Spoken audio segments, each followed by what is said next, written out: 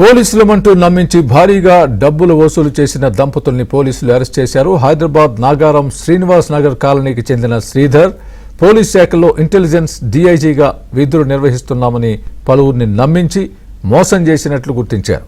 నకిలీ పోలీస్ గుర్తింపు కార్డులతో పాటు ప్రముఖ వ్యక్తులతో కలిసి దిగినట్లుగా కనిపించే మార్ఫింగ్ ఫోటోలను చూపించి మోసం చేశారు. 23 లక్షలకు పైగా డబ్బులు వసూలు చేసినట్లు పోలీసులు గుర్తించారు.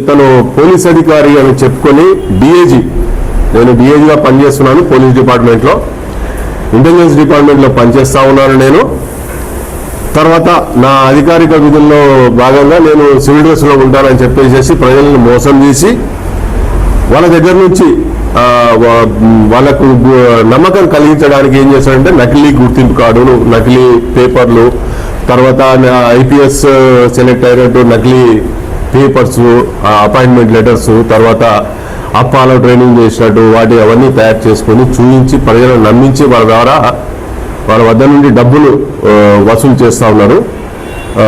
ఇతనిపై ఇంతకుముందు 2 కేసులు రిజిస్టర్ అయి ఉన్నాయి. గతంలో